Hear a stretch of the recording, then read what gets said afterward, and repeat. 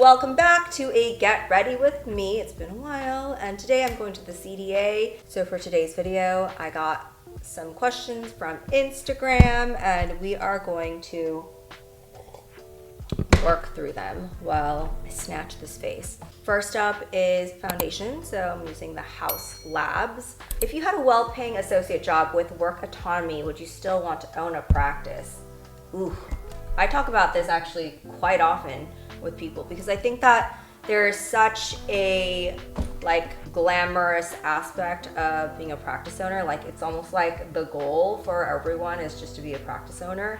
And let me tell you that being a practice owner is really, really hard work and not the right fit for everyone's personality. Like, for me, after becoming a practice owner, I realized I would have just rather been an associate had I found a good job. And that's where it was a little bit tough because I couldn't find a good associate job. Like, autonomy is really, really important. And I couldn't find a job where they would just let me do whatever I want to do because obviously it's their business. And I felt really, really trapped being in an associate position because I would go to these expensive CE courses and I couldn't bring things back to the practice because all they would want is for me to just practice really fast and make a lot of money for them. So it was they were just go in this lane and go fast and do a lot of work and make a lot of money. And for me, that became very unstimulating. So I would rather be an associate had I found a good associate position. Next, I'm gonna go in with House Labs. This concealer I just picked up at Sephora and it is so good. It is so creamy and I don't know, it just makes you look really radiant. Next question is, how has your relationship with your husband evolved after having Preston?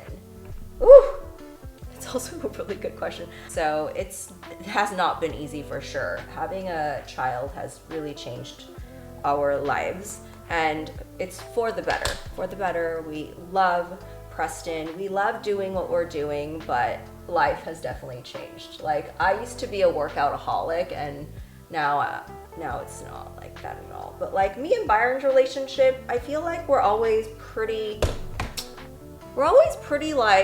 good. We don't go through a lot of ups and downs, and we do fight, we're normal. We're normal, but we don't it's not a very tumultuous relationship. We both go to work and we're both so busy at work. We come home and all we want to do is relax.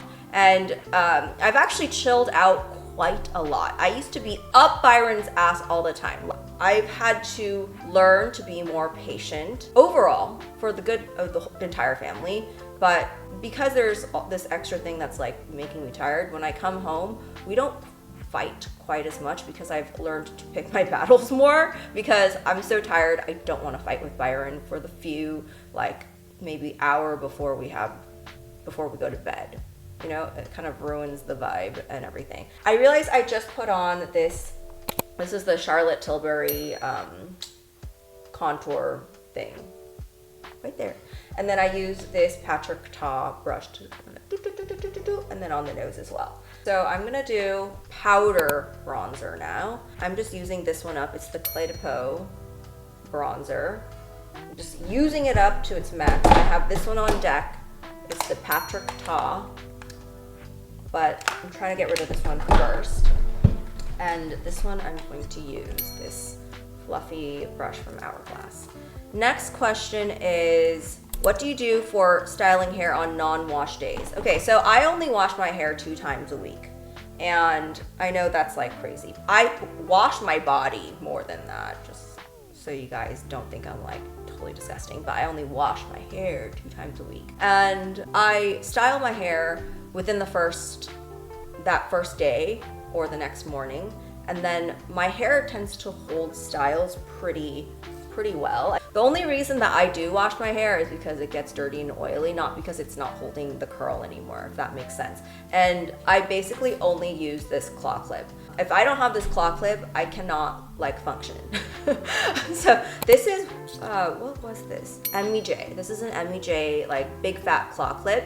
And these are very good quality. They're more expensive. I know people have mentioned damn, that claw clip is expensive. It's pretty expensive for a claw clip, but it is way cuter than an average claw clip, and it holds so much hair because I have so much hair, and it's way more like good quality. Okay, so I just whittled down my face because, yeah, seriously, I am bloated today. And then I have to whittle down my nose. So I take this other Patrick Taw and then put it in there and like just start whittling. So let's see what my next question is. So someone asked, hi doctor, do you have any major regrets? That's a really hard question. I don't have a lot of regrets. I can think of one, and I'm like considering whether I want to talk about it, because trigger warning, it's like if this triggers you at all, it's a little bit about loss. So I was pregnant the second time and I gave birth to that baby, and the baby was not alive. I don't blame myself for that loss. I had therapy, like we're good on that front. So what I had was a chorionic hemorrhage, which basically means that the baby was living in me like in a sack of blood, and didn't ever have like a really good connection to me from the beginning. And so I was a high risk pregnancy. I was like living basically at the gynecologist's office. And one thing that they told me is they wanted me to be on pelvic rest. So pelvic rest is like, they don't want me walking around a lot or doing a lot of things, and kind of like almost sneakily, like, can I still work? I'm a dentist, you know, I'll sit when I'm doing dentistry. And the weird thing is that people have this misconception about dentistry that we're just sitting there and like twiddling our thumbs. So I think that's what they were imagining in their heads, and they're like, oh yeah, sure, that's fine if that's like all you're doing. It's almost the same as like what they're imagining is probably like, I'm sitting at a computer and working. And if you're a dentist, you know that it is so much more physically demanding to work as a dentist than it is just sit there and like twiddle your thumbs. Like that is absolutely not it. You're going from room to room doing hygiene checks, and then for me, as doing cosmetic dentistry, sometimes I'll stand, sometimes I'll sit, but like I was sneaky about it. Like I kind of knew deep down in my heart that I shouldn't be moving around and I shouldn't be working, but I kind of like was like, I gotta work. I wish that I had just followed orders and sat in bed, like sat in bed the entire pregnancy. I don't necessarily think that I would have been able to save the baby. I don't think that that was the reason I lost the baby, but it's just, I'm a woman of duty.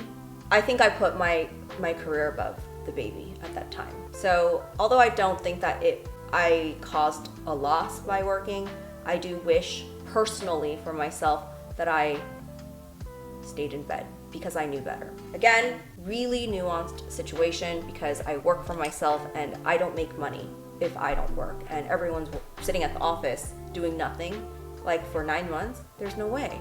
And then plus that's 9 months to bake the baby, and then when the baby comes out, like what are you gonna do? So this is the Hourglass Ambient Lighting Blush Sublime Flush.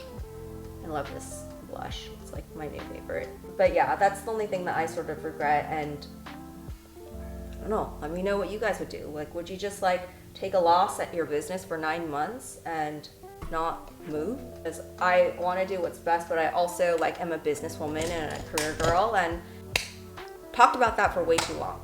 Sorry. Next, this is the Hourglass.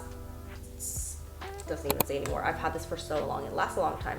It's a luminous light, I think, powder. But this is like a highlight, but it's not really like a highlight where you're like a disco ball.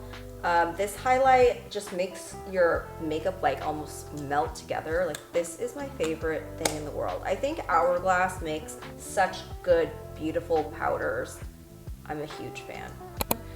This is the Hourglass Scattered Light in Reflect, and I always put that as a base to like create a little bit of shimmer, and then I'll go in with my eyeshadow. Right now I'm using this Dazik Shadow Palette, number 13, Cool Blending. Apparently from my, what's the thing that I did? The color theory thing that I did. She was like, you're using all warm tones for your eyeshadows, but you're a cool toned girly. So she had me get this, and I have to say that changed my life, because now I only use cool toned eyeshadows, and it really does suit me better. It just like makes me look a little bit brighter. Before I was using like all brown tones because I thought I was a warm toned girl, but Apparently not. I got a lot of questions about this. Not a question, but your outfit is so cute in this pic. So the picture that I put up, I will link that dress because that dress, it makes you look really expensive, but it's actually from Amazon. And I remember I had nothing to wear to the CDA last year. So I bought that dress and it came in like 2 days. And I tried it on and I was like, oh, this is pretty cute. And a lot of you guys asked like details of the entire outfit. So I'm very much I don't spend a lot on clothing. Like, I don't like to spend a lot of money on designer clothing. I feel like that's where I save money, but I do like handbags and shoes. So that's where I do splurge a little bit. Also, as you can tell, like jewelry, things that I would be wearing. And the reason I splurge on jewelry is because it's like cost per wear just makes sense because I'm wearing it all the time. So I feel like it makes my money's worth, you know what I mean? But anyways, in that photo, I'm wearing Valentino shoes and a Valentino bag and an Amazon dress, which I will try to find and link it below if they're still selling it. I will say that it looks fancy, but it's not like the best material. You know what I mean? It's not like actually well crafted or anything like that. And it came with, I remember it came with this belt, and I thought the belt made it look kind of like cheap. So I took off the belt and I cut the loops where the belt would have gone, and it just became like a regular dress. So that's what I did. I don't know if you guys like the belt, but like I did not like the belt. Now I will go back and top off the eye. Maybe I'll do eyebrows. I don't normally do eyebrows, well, this is a special occasion. Someone's asking, how do you keep your schedule organized with so many responsibilities? Well, I will say that my schedule is organized because I'm a creature of habit. So I do the same thing every single day. I don't need to really like look at my calendar that much. I do look at my calendar because I have like meetings and stuff like that, but usually they're from home. If there's anything where I have to go somewhere, I will double think that. Like for example, I get a lot of inquiries to do speaking. And if I have to go somewhere for that, I'm more likely not going to say yes to that because my family comes first and like my role in making sure that everything goes smoothly comes first. And yes, I can ask for help if I do decide to do something, but more than likely I most likely won't if I have to travel for it, or if it's like even in LA, I won't go to that. I will only go to it if it's like really, really, really close by and takes very, very minimal effort. I'm talking like 10, 15 minutes, not anywhere over 15 minutes. I will not go. So yeah, my schedule is the same every single day. It revolves around myself, Byron and Preston, and anything extraneous to that needs to get a really big thumbs up for me to be doing. I feel like I need a little bit more coverage. So someone's saying advice for writing a stellar personal statement to dental school. You know, people ask me this kind of stuff all the time, and to be honest, I am not the one to ask this type of information. I did work on like the admissions committee when I was at USC. I'm not the one to ask. Yeah, it's been too long for me applying to dental schools for me to give like really helpful advice. If I were to give you any advice for writing a personal statement, just to answer your question, it would be include something in your personal statement that we cannot tell about you from your grades, you know, your grades and your extracurriculars. Like showcase a part of your personality and what makes you different, because it's all about like, you know, when you know someone's story, it makes you like them so much better because they're not just like a resume or stats on a paper, they've actually come to life. And usually if you're a very good storyteller, you're usually able to evoke some amount of emotion, not in like a cheesy way. That's where it gets hard because it's a very nuanced process, but to be able to tell a story really effectively and like not dramatically, but simply doing a clean job and really like making an impact. It's a skill. Not everyone has that skill. So that's what I would work on if I was working on a personal statement these days. And obviously this is coming from somebody who's read a lot of personal statements, being on the other end, and also like my background of being somewhat of a content creator. It's like these are the things that are necessary to make a splash and make people not stop swiping. when they're like scrolling on Instagram and stuff like that. So that's my advice. Take it for what you will. I'm gonna go back and put some more blush. Do you wear ear protection while practicing? No, I don't. I tried, and I think it's a really good idea. I just personally don't because I could not get used to it. It's too like, I felt like my ears were too constricted, and I don't really like having things in my ear, which is funny because I sleep with earplugs every night, but like every time I try like those earplugs that are pre-made already, I cannot get used to them. I only wear the foam earplugs. Yeah, it's just not comfortable for me. Someone's asking, did you get LASIK a few years ago? I did. I can't believe how long it's been. I think it's been over a year now, and it was amazing. My lips are so messed up because I'm talking while yeah, it was amazing. I went to Dr. Dagny Zhu. She has a great education, great bedside manner. I chose her because I personally know her and I knew she would not mess up my eyes. Or she'd be like really straight up with me, and she was. The first time I saw her, my eyes were too dry, so I had to like cold turkey, not wear contacts, wear glasses only, and use like all these eye drops, like put my eyes in rehab for several, like more than a month, I think. And I went back even a few times to get her to check if they were moist enough to do the LASIK, and many times she rejected me. So I just stuck with it and I did it, and eventually she's like, okay, I think that you're okay now to do LASIK. I'm really grateful to her for that because a lot of people would have just been like, okay, let's do it. And I've heard of so many people who really regret doing LASIK because they were not told like transparently from their LASIK surgeon that they shouldn't be doing the procedure because their eyes are too dry, and they suffer a lot afterwards. So I did not really suffer from dry eyes after I got LASIK done, and that's thanks to her. Like, I still know people who suffer a lot from getting their LASIK done. Years after. This is the makeup look, and I'm pretty much done. Maybe I'll put like a little bit more eyeshadow, but other than that, like, we are done here. Thank you for coming to my Get Ready with me. If you want me to do more of these, I totally will. I actually love doing these videos, but like, I don't know why I don't ever do them. But like, I love doing these videos, so let me know if you want more of these videos, and I will talk to you guys later.